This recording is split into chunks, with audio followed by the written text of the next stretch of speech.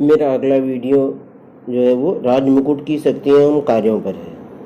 राजमुकुट की शक्तियाँ के संदर्भ में जैसे हम जानते हैं कि प्राचीन काल में जो है राजा की शक्तियाँ बहुत ज़्यादा थी, लेकिन धीरे धीरे संसदीय अधिनियमों के द्वारा और इसके बाद जन आंदोलनों के माध्यम से जो है राजा की शक्तियाँ जो है वो समाप्त हो गई और वो शक्तियाँ जो है राजमुकुट के अंतर्गत जो है वो समाहित हो गई। और राजमुकुट का अर्थ होता है राजा, प्रधानमंत्री सहित मंत्रिपरिषद प्लस अन्य प्रशासनिक अधिकारी प्लस संसद। कहने का मतलब ये है कि राजा सहित जितने भी प्रधानमंत्री, मंत्रिपरिषद, प्रशासनिक अधिकारी और संसद जो है वो राजमुकुट के अंतर्गत सम्मिलित होते हैं।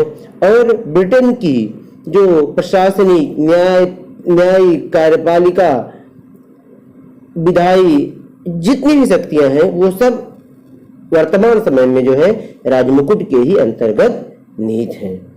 मुख्य रूप से ब्रिटेन में राजमुकुट की शक्तियों के संदर्भ में अगर देखा जाए जो है तो राजमुकुट के ही अंतर्गत जो है वर्तमान समय में सारी शक्तियां विद्यमान हैं और राजमुकुट ही मुख्य रूप से सर्वश्रेष्ठ शक्तिशाली संगठन के रूप में माना गया है।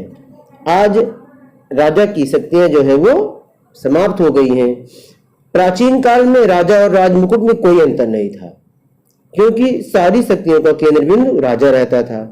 लेकिन 17वीं शताब्दी के प्रारंभ में महारानी एलिजाबेथ प्रथम के समय में जो है राजा और संसद के बीच अधिक से अधिक शक्ति प्राप्त करने की प्रतिस्पर्धा शुरू हुई और धीरे धीरे जो है राजा की संपूर्ण शक्तियां मंत्रिमंडल के हाथ में चली गई और उसकी शक्तियां जो है शून्य हो गई, किंतु मंत्रिमंडल राजा के ही नाम से सारा कार्य करने। राजमुकुट की शक्तियों का अध्ययन हम निम्नलिखित शीर्षकों के अंतर्गत कर सकते हैं, जिसमें पहली शक्ति है कार्यपालिका शक्ति।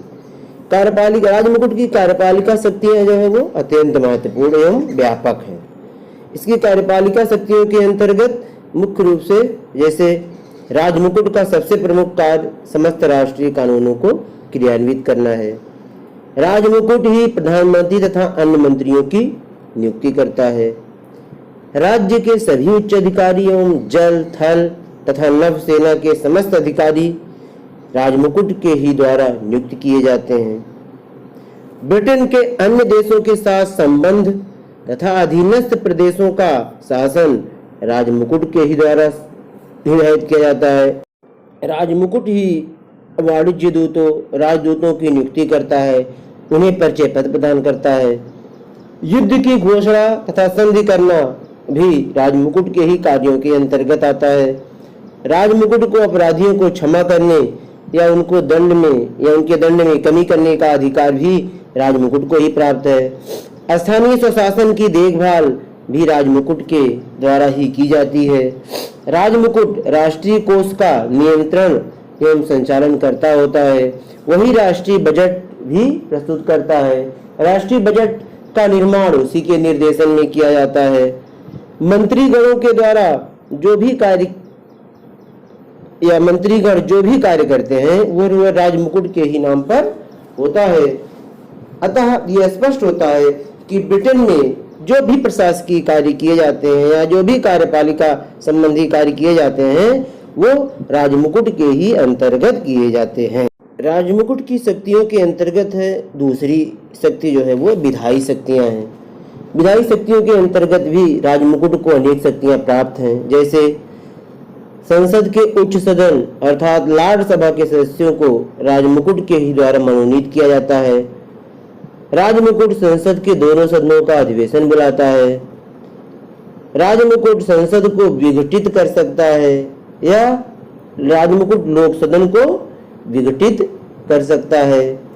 संसद के आरंभ में सम्राट अभिभाषण देता है, लेकिन वो अभिभाषण मंत्रियों के द्वारा ही तैयार किया जाता है। उसमें सम्राट कोई भी परिवर्तन नहीं कर सकता। कोई विधेयक उस समय तक कानून का रूप नहीं ले सकता जब तक राजा के उस पर हस्ताक्षर नहीं हो जाते।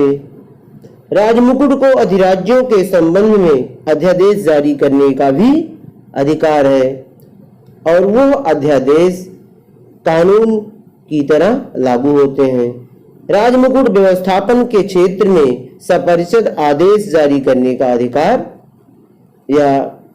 रखता है या सपरिषद आदेश जारी कर सकता है। इसके अलावा भी राजमुकुट की विधायी क्षेत्र में अनेक शक्तियां हैं। राजमुकुट की अगली शक्ति जो वो है न्यायिक शक्ति है। सम्राट को न्याय का स्रोत कहा जाता है। ब्रिटेन के सभी न्यायालय सम्राट के न्यायालय कहे जाते हैं। सम्राट ही न्यायाधीशों की नियुक्ति करता है। उपनिवेश या अधिराज्यों की अंतिम अपीलें भी राजमुकुट सुनता है। सम्राट के द्वारा जो न्यायाधीशों की नियुक्ति की जाती है मुख्य रूप से उसमें मंत्रिमंडल के सदस्यों या प्रधानमंत्री की स्वीकृति भी आवश्यक होती है और इसीलिए जो है ये कहा जाता है कि ये नियुक्तियां जो है वो राजमुकुट के द्वारा ही की गई हैं। उपनिवेश या अधिराज्यों की अंतिम अपीलें भी राजमुकुट सुनता है। इसके अलावा भी न्यायिक क्षेत्र में जो है अनेक शक्तियां जो है वो राजमुकुट को प्राप्त हैं। राजमुकुट की अगली शक्ति है धार्मिक शक्तियां। धार्मिक शक्तियों के अंतर्गत ब्रिटेन में एंग्लिकन चर्च है और महारानी एलिजाबेथ प्रथम के समय से ही सम्राट उसका प्रमुख है। वो चर्च के समस्त पदाधिकारियों या अधिकारियों जैसे आर्क बिशप, डीन और कैनन की नियुक्ति जो है वो राजमुकुट के ही द्वारा की जाती है। सम्राट कैंटरबरी यार्क या धार्मिक सम्मेलन भी बुलाता है।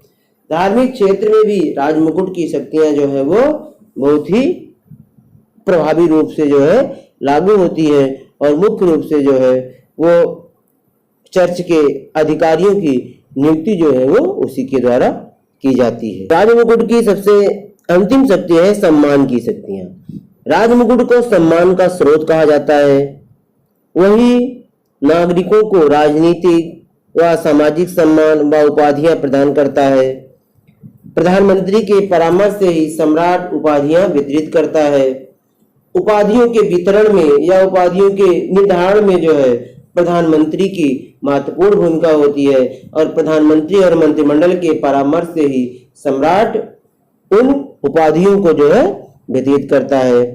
तो वैधानिक दृष्टि से उपर्युक्त शक्तियां राजमुकुट में निहित हैं, किंतु यथार्थ रूप में उन शक्तियों का प्रयोग मंत्रिमंडल, संसद तथा लोकसेवकों के द्वारा किया जाता है। लेकिन एक संस्था के रूप में इन शक्तियों का प्रयोग जो है वो राजमुकुट की शक्तियों के रूप में माना जाता है।